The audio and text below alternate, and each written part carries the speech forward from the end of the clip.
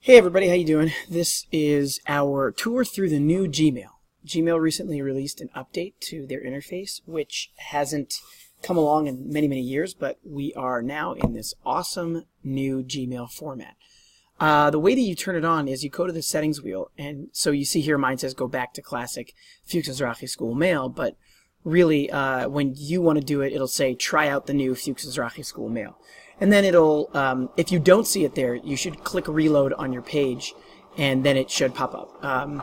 Yeah, I turned it on for all the users of the Fuchs Mizrahi organization. I just wanted to show you a few things about how great this Gmail is. Everything is pretty much the same as far as composing emails. Things pop up the way they used to, and it's just a different looking compose button. In your inbox, and the things on the left here, you have choices now, like a triangle.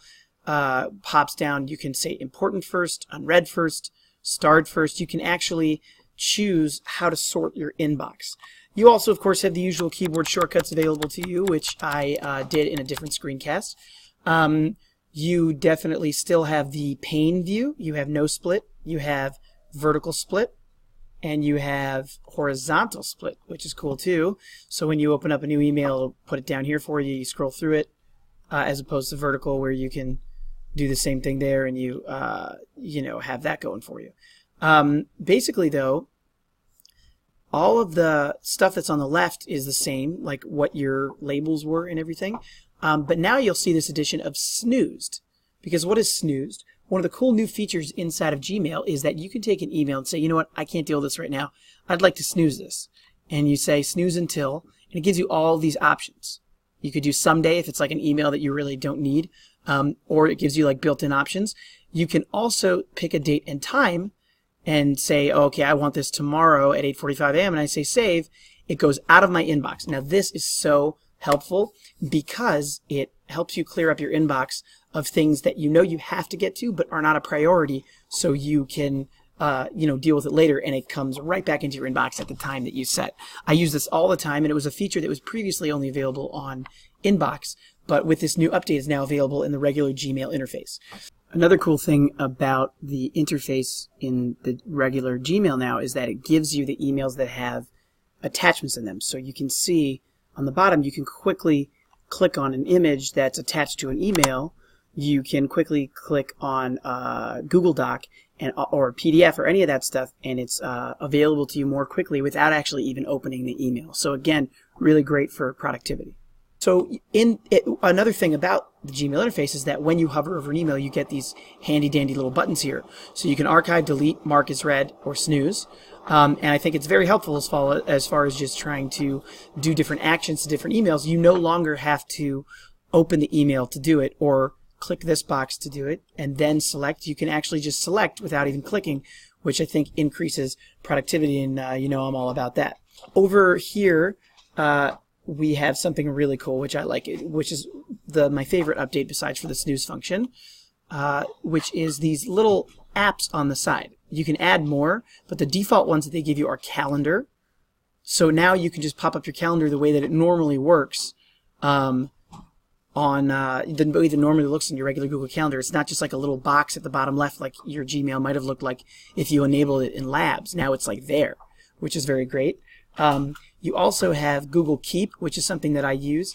I just use it with my personal email, so it's not something that's available on my school email. But you would see this populated with a bunch of notes, and it syncs to your Google Keep account.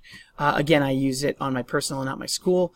And then for tasks, which I'm all about also, here is a really cool looking, newer, nicer looking task thing. And just in case you're wondering, yes, you can still do Shift-T to make a task for yourself. And change the due date to when you want to have it ready for, and go back, all those different things that you can have. Of course, still, you can sort everything by date, and it'll do it for you. And it's just really awesome. Okay, so I just have to interrupt my current screencast to show you something I'm really excited about that I realized the next day after I already recorded. So, I'm coming back to do this. In the tasks thing, which I love, I wanted to show you this.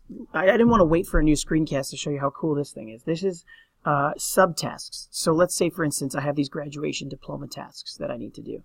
On the edit part, I was able to make subtasks and say, oh, okay, well, I made sure that they did that, so it's completed. But I still have to do these other two tasks. Okay, if you're doing it from scratch, you would just add a task. You would say what the task is, test task, and then you would go and edit it. And then here under add subtasks is where you would enter the different things. And then you would be able to check those off, and you add your date like you normally would, and it's just really, really great. And that was something I just wanted to insert into the normal screencast here. Thanks for listening, and now back to your regularly scheduled screencast.